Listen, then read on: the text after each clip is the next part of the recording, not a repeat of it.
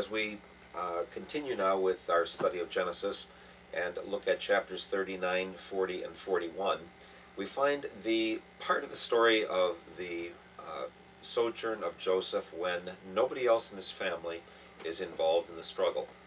He's there by himself. This has often been called a wisdom story because Joseph seems to be a very wise young man. Wisdom not in the sense just of knowledge, but of the fact that he seeks to do what is right, to understand what is right, and not to change course just because others may try to tempt him to do so. And so we have really, first of all, the story of the temptation of Joseph, as this section is titled, but then interpretation of dreams for two servants of Pharaoh, and then interpretation of a dream that's given in two different forms to Pharaoh himself. Joseph has come down to Egypt, and he is bought by a man named Potiphar, who is in the service of the Pharaoh. Might mention the fact that the word Pharaoh is actually the word for big house. So the Pharaoh, the name refers to the fellow who lives up in the big house up there. The people would never come close to their Pharaoh. They thought that the Pharaoh was actually a god, or would become one when he died. And it was very common that when people came before royalty in the ancient world, they would actually come kneeling or crawling, or would lay themselves flat down on the ground. They were never to look directly at the eyes of their leaders in many of these situations. That would be a sign of hostility. And they put themselves in a position where when they came before their Pharaoh, their king, their future deity, that deity, that king, that Pharaoh could put his foot on their neck, and they would submit, and either he could lift his foot off, or he would stomp down real hard and kill them. So they put themselves in a completely exposed position, which is really what we do when we pray. We come before God and we offer ourselves to God not because of merit or worthiness in us, as Luther talks about it, but because God himself has invited us to come. So anyway, in terms of this story itself, the wife of Potiphar, first of all, is enthralled with Joseph. She sees this good-looking young fella, and she wants to have him. The very interesting phrase that comes here already is, how can I do this great wickedness and sin against God? If you'll remember, when Abraham went down to Egypt, he acted as if God was still back in Canaan. And so he had to make plans for himself of how he would take care of himself. The Pharaoh at that time had no interest in knowing who God was. The Pharaoh at the time of Moses would not either. But here we're going to have a little bit different setting. First of all, for Joseph, as he says he does not want to do this great wickedness and sin against God, that he is aware of the fact that God is a God of people and not a God of place. It's not as if God is stuck in church and everywhere else people are on their own. I had an opportunity from time to time when I performed weddings in the congregation I served in Michigan to have to lock up the church when everyone else had left. Very often there were not many people from the congregation at the wedding. And I can remember a couple times I would get to the reception and walk up to get something to drink, and some of the young fellows who were at the wedding were telling dirty jokes for who knows what reason. And they would turn around and they would see me with my collar on. They'd say, "Oh, excuse me, Reverend, we didn't know you were here." And what they were thinking was, well, in the church, that's where you're supposed to be holy, but God doesn't come to these other places. Well, the truth of the matter is the earth is the Lord's. And so wherever God is, that's where, or wherever people are, that's where God is as well.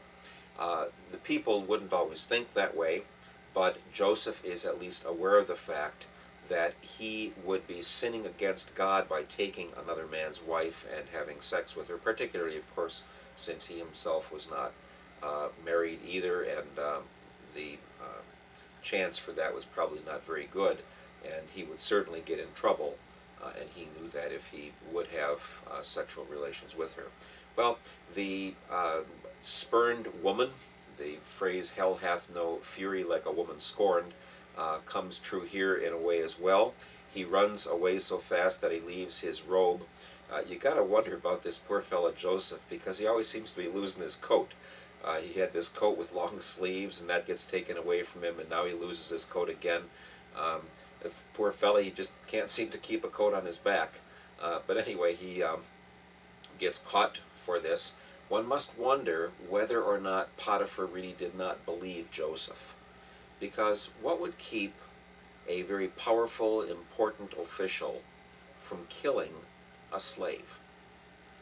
The fact that even though he is angry that he spares his life may indeed be the fact that he knew what his wife had been up to, but in order to save face, he certainly is not going to get rid of her. He gets rid of Joseph, and probably loses much of his happiness at the same time. You'll notice how every place that Joseph goes, after he gets to Egypt, not necessarily before, but after he gets to Egypt, he can run the household of Potiphar very well. Then he runs the household of the prison, and then he runs the household of the entire country. The wisdom that comes from God gives him the administrative abilities to make some sense of how to make good plans, and he suggests those plans to the Pharaoh when that proper time comes. But at this point, Potiphar says, except in the matters that I personally determine for myself, everything is under your control, please take care of it, and has no concerns or worries. If someone always has to be checking up on how a person is doing, they've already put the wrong person in the job. And if you get the right person in the job, you know they're doing a good job. You don't have to worry about whether they are or not. And the other kind of problem comes up then, as most administrators who are good at their job will mention, that if you do a good job, nobody ever notices.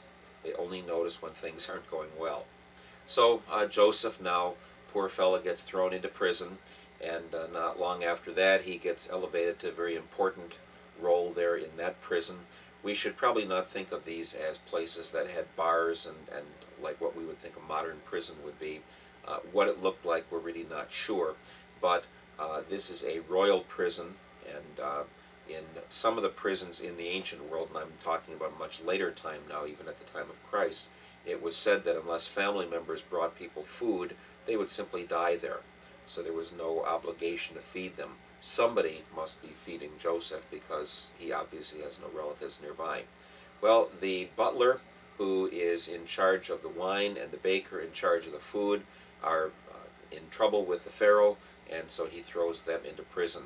The normal thing that would happen is, because leaders were always very, very suspicious of someone trying to kill them, they would have tasters, not just to see if the food tasted good, but to make sure that the taster knew that this food was good. He had to eat or drink it first, and if there was any poison in it, then it would kill him.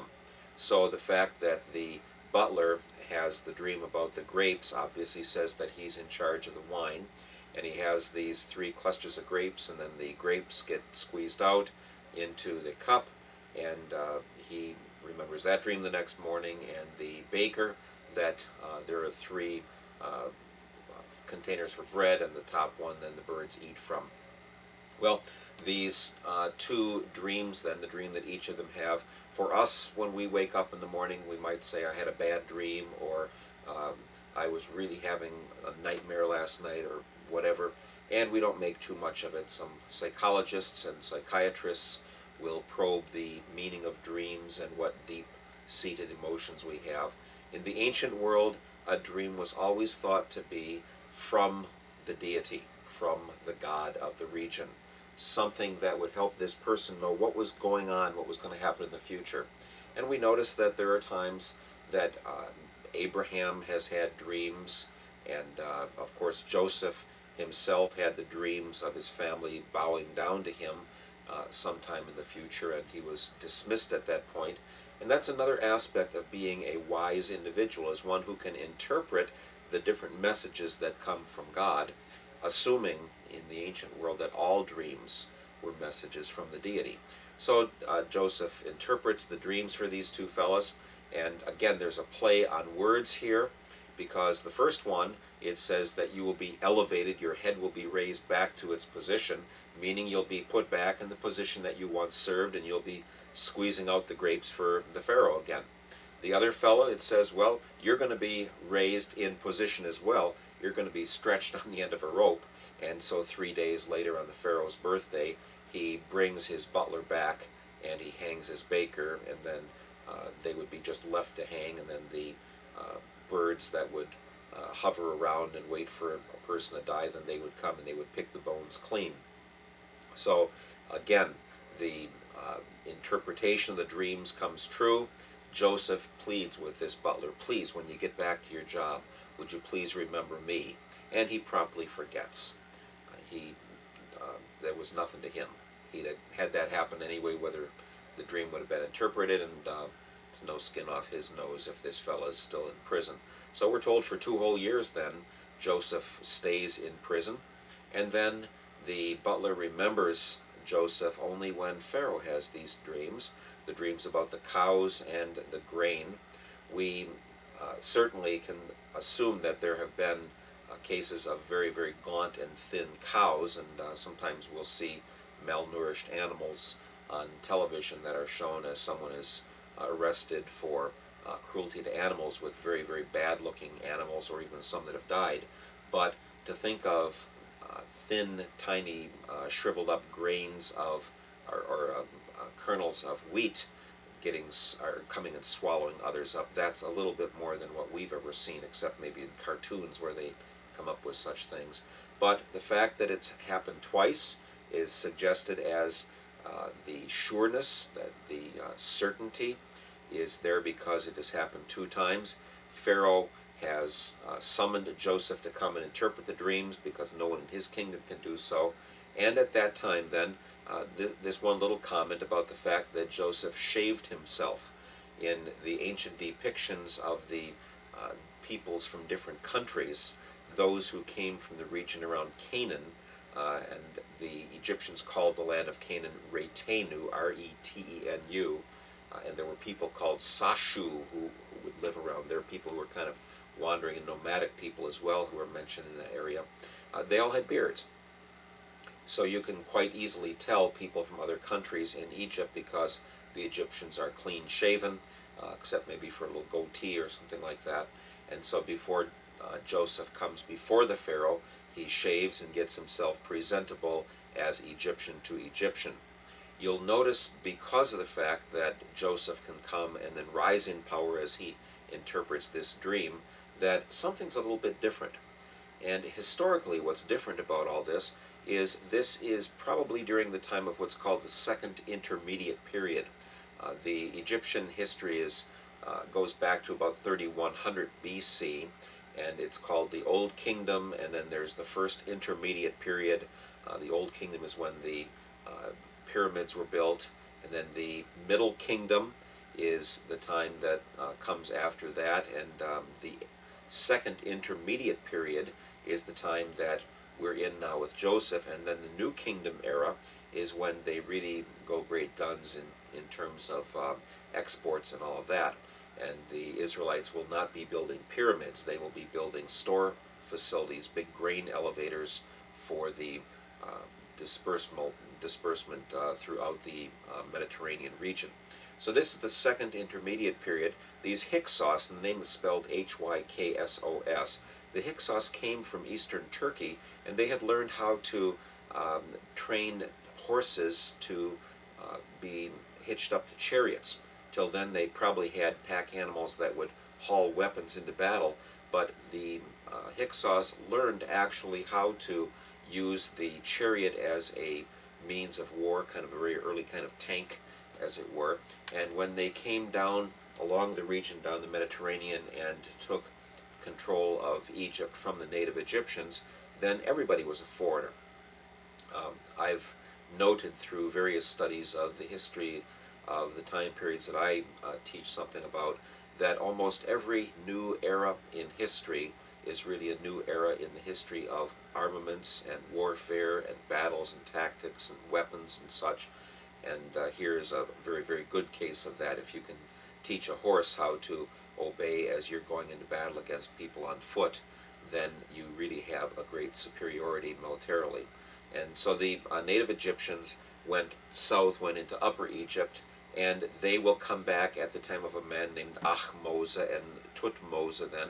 They will come back some century or so later, and then they had learned how to train these horses as well. They saw what the Hyksos had done to them, and so their descendants come back and will take over at the time when it will say that there's a Pharaoh who arose over Egypt who did not know Joseph and his family.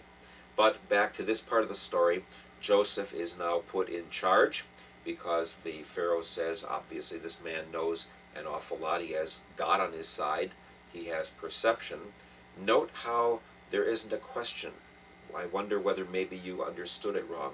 The interpretation seems so clear that the Pharaoh immediately says, I'm going to put you in charge, Joseph. He's about 30 years old, which is the age of adulthood in a good bit of the ancient world when they finally thought that they could be on their own. And as Joseph goes through the 7 years of plenty, they gather a full 20%, kind of a double tithe, except from the priests. The priests are not forced to give any of their land over or the crops in the same way. The priesthood always has had a rather special kind of a role in owning land and things like this in the ancient world. But anyway, they gather the grain and put it in storage cities and are preparing for the famine that's going to come in the next 7 years. Probably a famine connected with the lack of the water of the Nile rising. Egypt is called the gift of the Nile, and because of the flooding, the people would have had great crops, and there's silt that would be washed down every year to refertilize and strengthen the soil. So at this time then, probably the Nile is just not flooding, and they even had something called a Nilometer, a meter that would measure how high the Nile came each year, and they'd be able to pretty much predict what kind of crop they would get on the basis of how high the water rose in the fall of the year. I might mention that because when the rains come in Africa, they don't all fall on mountainous regions where it's cold.